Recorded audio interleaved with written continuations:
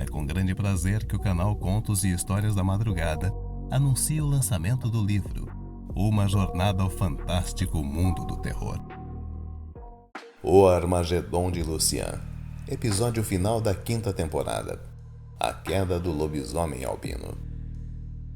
Para atingir Lucian, a Irmandade dos Lobisomens planejou ataques simultâneos, investindo contra o lobisomem albino ao mesmo tempo em que atacava as duas pessoas que ele mais ama no mundo, Teresa e Samuel.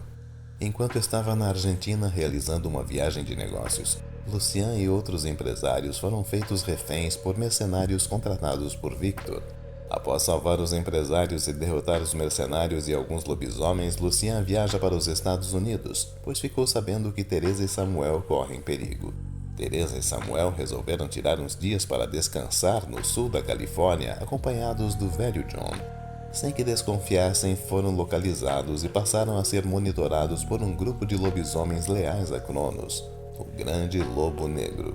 Teresa, Samuel e John se hospedam numa antiga fazenda, para onde também vão 4 integrantes da Irmandade, que pretendem caçar os amigos do lobisomem albino. Da janela de seu quarto, o velho John observa a lua cheia no alto do céu, refletindo que lutar ao lado dos lobisomens do bem o fez sentir parte de algo maior, algo pelo qual valia a pena lutar e morrer, e ele não hesitaria em dar a própria vida para proteger seus amigos. Nessa hora, um sentimento de apreensão invade seu coração. Seus instintos de soldado ficaram alertas e ele começou a ouvir passos pesados se aproximando. Imediatamente fechou a janela e pegou a espingarda calibre 12 que trouxera e a pistola calibre 50, modelo Desert Eagle. O velho John foi até o quarto de Samuel, que já estava dormindo, e o acordou, fazendo um gesto para que o rapaz ficasse em silêncio. O veterano fuzileiro falou baixinho: "Inimigos se aproximando. Vamos para o quarto da sua mãe." Teresa lia um livro quando John e Samuel entraram no quarto, fazendo gestos pedindo silêncio. Ela imediatamente entendeu o que estava ocorrendo. Teresa se levanta e pega uma mala de onde retira uma pistola automática, surpreendendo seu filho, que diz: "O que é isso, mãe?" Se acham que vou morrer sem lutar, estão muito enganados. De repente, o velho John sai do quarto e fecha a porta atrás de si, se posicionando bem na frente. John, o que está fazendo? Devemos ficar aqui juntos. Eu tive uma vida maravilhosa, passei por experiências que poucos passaram. O que mais eu posso querer? Eu vou matar o maior número desses desgraçados que puder. Mas se passarem por mim, Teresa, não queira bancar a heroína. Fuja. Foi uma honra conhecer vocês. Nessa hora, fortes rosnados são ouvidos do lado de fora do chalé, seguidos de pancadas ao redor da construção. Samuel se desespera pelo amigo. "John, não pode enfrentar esses monstros sozinhos, pelo amor de Deus, entre aqui", dizia o rapaz. Nesse momento, ele e Teresa ouvem o som da porta da frente se quebrando, seguido por muitos tiros. "Toma, seu demônio do inferno", berra o velho soldado. Um uivo de dor é ouvido, mas em seguida há o som de uma janela se quebrando. Trancados dentro do quarto, Teresa e Samuel ouvem o barulho da luta corporal. Mais tiros são disparados e o velho John solta um grande grito de dor, ao mesmo tempo em que a porta do quarto sofre um grande baque, como se algo forte fosse jogado nela. Mãe e filho se assustam e pulam para trás. A mulher aponta a arma na direção da porta. John solta mais um grande grito e de repente um enorme braço de pelos negros atravessa a porta. Na mão, o coração ainda pulsante do veterano soldado. Teresa dispara 3 vezes contra a porta, mas ela acha que não acertou. Mãe e filho estão tão concentrados na porta do quarto que se esqueceram da janela, por onde um enorme lobo negro pula e invade o quarto, mordendo o ombro de Samuel. Teresa está apavorada, mas mesmo assim consegue mirar e acertar a cabeça do monstro, que solta o rapaz e cai no chão, mas ainda vivo. A mulher se aproxima e puxa o filho para longe do lobisomem. Então ela dispara novamente várias vezes, transformando a cabeça do monstro numa peneira. Quando Teresa se volta para socorrer o filho, outro grande lobo negro atravessa a porta do quarto e a pega pelo pescoço, quebrando-o e matando a mulher na hora. O lobisomem então se volta para o rapaz, mas é atingido por tiros. O capataz da fazenda, também veterano de guerra, foi atraído pelos sons de luta e foi verificar o que estava acontecendo. Ferido, o monstro pula a janela e some na escuridão. Chocado pela visão da luta, o capataz se aproxima com cuidado. Ele verifica que o jovem está vivo. Outros hóspedes chegam para ver o que está acontecendo. "O que houve aqui?" pergunta um jovem. "Eu acho que foi um urso que atacou essas pessoas, mas nunca vi nada igual. Sinceramente, eu nunca vi nada parecido. Eu atirei e sei que atingi o bicho, mas ele se virou e pulou a janela como se nada tivesse acontecido. Isso não é normal", disse o capataz. O rapaz olha para a horrível cena em sua volta e comenta: "Também não acho que um urso seria capaz de fazer tudo isso." Nisso eles escutam um grito vindo da portaria. "É minha mulher", diz o rapaz, saindo em disparada, seguida pelo capataz. Eles encontram a esposa do jovem aterrorizada. Atrás do balcão está o corpo da jovem atendente com a garganta dilacerada. "Meu Deus, o que houve aqui?" pergunta o jovem. O capataz responde: "Eu não sei, mas é melhor chamar a polícia", diz o homem, pegando o telefone. Quando os policiais chegam, quase não conseguem acreditar no que vem. Ao todo são 5 mortos. A moça da portaria, Teresa, John e um homem desconhecido encontrado ao lado do corpo de Teresa com vários disparos na cabeça, e um outro homem encontrado do lado de fora do chalé com 3 tiros no peito, aparentemente de calibre 12. Mas só uma autópsia poderia confirmar. Samuel é socorrido e levado ao hospital com uma ferida muito grande no ombro direito. Ao examinar a cena, alguns policiais passam mal. O corpo do velho John apresenta sinais de luta e ferimentos parecidos com os de garras. Mas o que impressiona mesmo os policiais e os peritos é o grande ferimento que ele tem no peito, que atravessa o corpo e sai nas costas, na mesma altura de um buraco que existe na porta do quarto. Ao examinar melhor o corpo, um perito nota que ele está sem coração. Parece que alguém ou alguma coisa encostou esse homem contra a porta e o golpeou com tanta força que atravessou o corpo e a porta, arrancando o coração. Nunca vi nada igual. "Atenção, pessoal, pode ter um coração perdido por aí", diz o perito. Ele nem bem acabou de falar, um policial grita do quarto ter encontrado o coração. Outro policial se aproxima do médico legista e pergunta: "Tem ideia do que aconteceu aqui, doutor?" "Nenhuma. Há ferimentos que parecem de animal, mas nenhum animal foi encontrado até agora. Talvez seja algum tipo de ritual que deu errado, mas realmente não posso dizer nada", respondeu o médico. "É tudo estranho mesmo. E ainda tem esse cara pelado morto aqui no quarto, com a cabeça parecendo uma peneira. E um outro pelado também, morto com tiros calibre 12, caído no bosque, perto daqui. Na minha opinião, eles fazem parte de algum culto ou gangue e atacaram essas pessoas, mas não contavam com a reação delas", observou o policial. "Vamos torcer que seja um caso isolado e não um culto querendo sacrifícios humanos", acrescentou a autoridade. O massacre brutal é notícia em todo o país. Policiais californianos, amigos do detetive Douglas Phillips, avisam o policial sobre o ocorrido. Chocado, Phillips tenta localizar Lucien, mas ele está incomunicável. Ele consegue falar com Caleb, que está em uma missão a serviço do próprio governo americano. Caleb tenta voltar o mais rápido possível. Phillips parte então para a Califórnia. Lucien, que estava na Argentina e embarcou para os Estados Unidos, não conseguiu chegar a tempo de salvar sua amada, pois a Irmandade planejou ataques simultâneos. Lucien vai para Seattle, onde é informado do terrível acontecimento envolvendo Teresa, Samuel e o velho John. Ele imediatamente voa para a Califórnia. No hospital onde Samuel está, Lucien se encontra com o policial Phillips. Ele também está abatido e conta os detalhes do caso. O mundo desaba sob os pés de Lucien. Samuel não está bem. Os médicos acreditam que seja uma infecção de causa desconhecida. Lucien quase não consegue se manter em pé ao ouvir toda a história. Então uma figura imponente aparece no hospital. "Caleb, você estava do outro lado do planeta. Como chegou aqui tão rápido?", pergunta Lucien. "Cortesia da Força Aérea Americana. Como está a situação?" Ouvi parte da conversa e, francamente, custo acreditar que seja verdade. Lucien desaba em uma cadeira próxima e diz: "Infelizmente meu irmão. Eu perdi meu grande amor, Teresa, e também um grande amigo. Jamais esquecerei do John. Samuel está entre a vida e a morte. Deus, que inferno!", lamentou o lobisomem albino. Quando o médico se aproxima para falar do quadro de Samuel, Lucien diz: "Doutor, faça tudo para salvar o meu afilhado, por favor." O médico responde: "Estamos fazendo tudo possível, mas o rapaz está com uma violenta infecção. Não sabemos o que causou essa infecção. Até acionei o Centro de Controle de Doenças do Governo Federal. Especialistas estão vindo para cá neste momento examinar o rapaz. Ao ouvir isso, Caleb pede para ver Samuel. Com a permissão do médico, ele, Lucien e Phillips entram no quarto. Lucien Samuel foi mordido. Ele irá se transformar em lobisomem na próxima lua cheia. Agora está mais claro do que nunca. Isso foi um ataque da Irmandade de Lobisomens, diz Caleb. Ao ouvir isso, Lucien conta sobre o ataque que sofreu na Argentina. Ele está tão abalado com a morte de Teresa que só agora fez a ligação entre os dois casos. Ele sabia que Teresa era um alvo, mas jamais imaginou um ataque simultâneo. Maldita Irmandade! Vou caçar e matar cada um deles, disse Lucien. Mas Caleb intervém. Sim, vamos fazer isso, mas não já. A prioridade agora é salvar o garoto. E eu acho que sei como você pode fazer isso.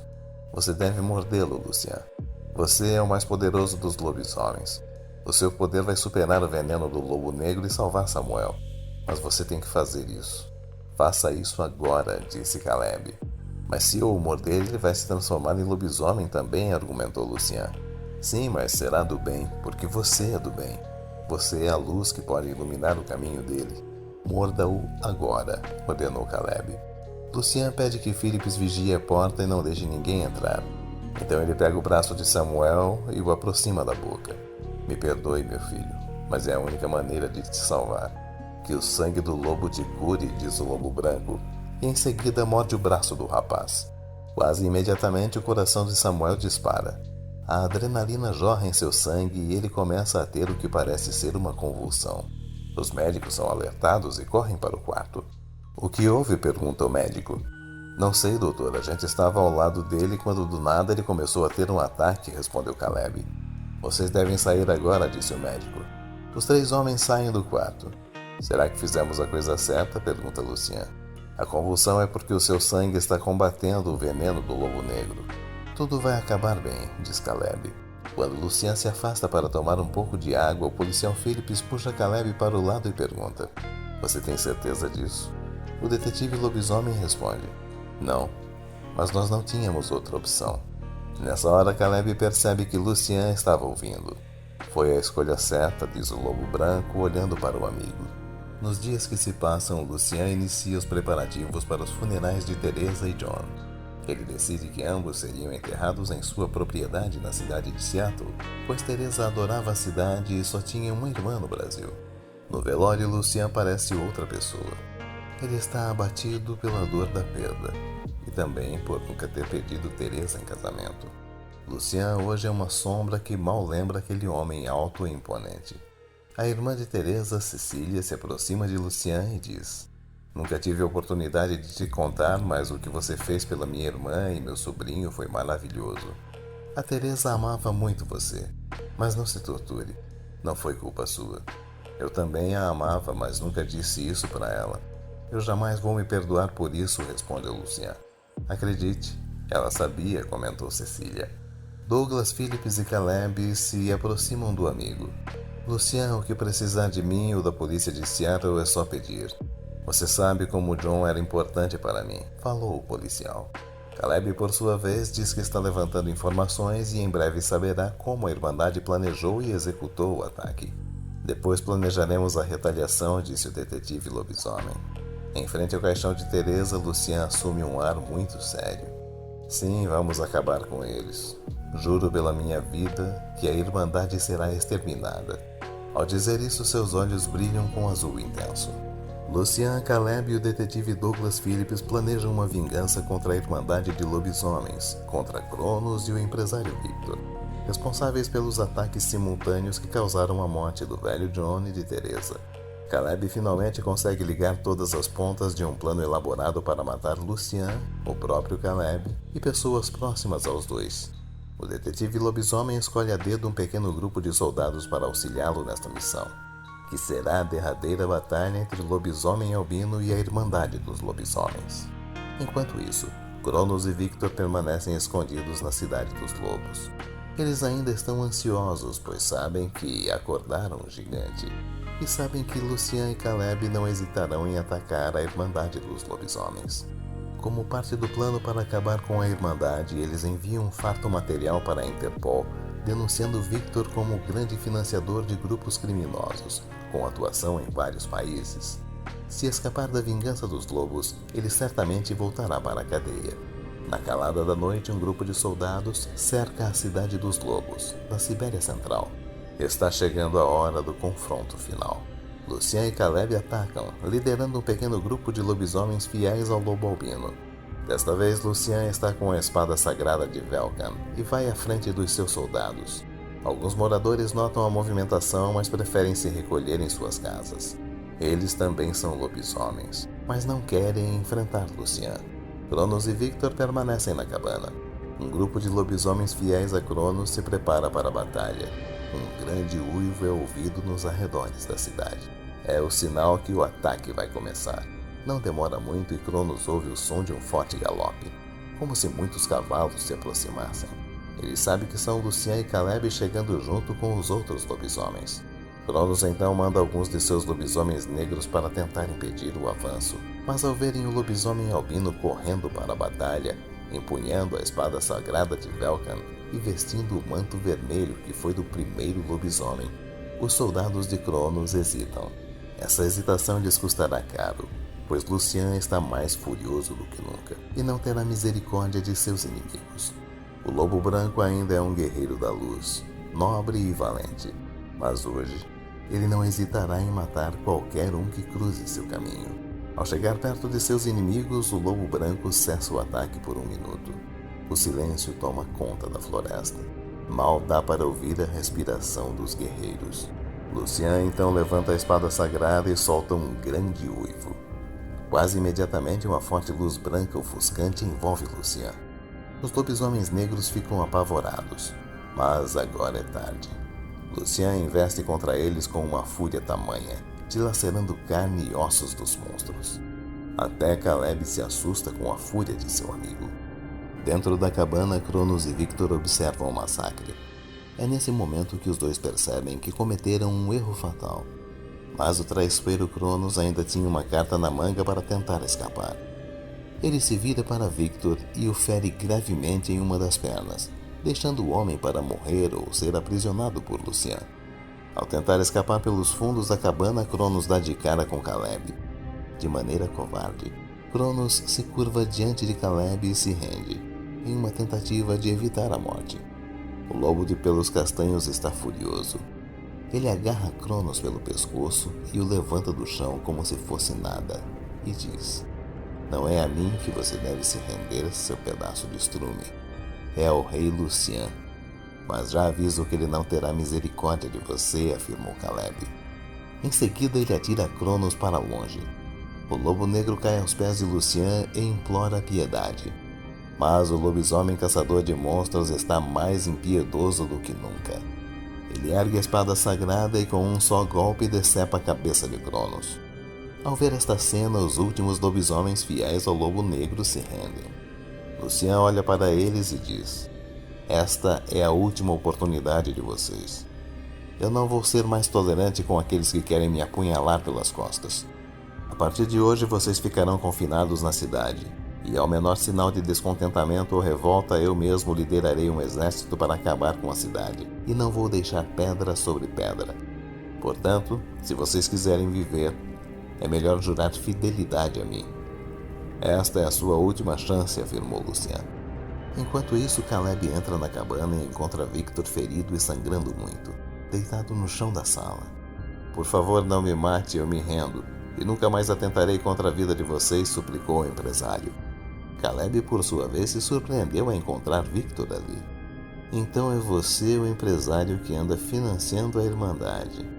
Essa foi uma péssima decisão, Victor. Você deveria seguir a sua vida e não buscar vingança. Uma vingança que custou a vida de pessoas inocentes. Agora você vai ter que pagar, mas não serei eu a fazer justiça, pois o meu rei está aqui.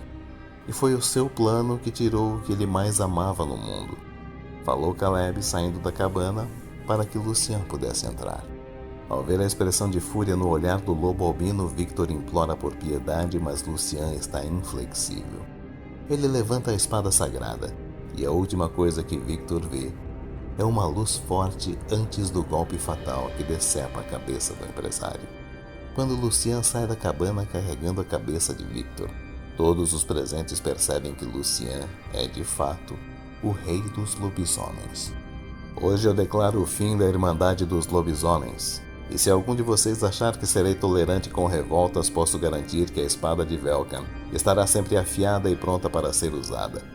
Agora que haja paz entre todos, pois os lobisomens agora têm um só rei e um só líder, falou Lucien, jogando longe a cabeça de Victor.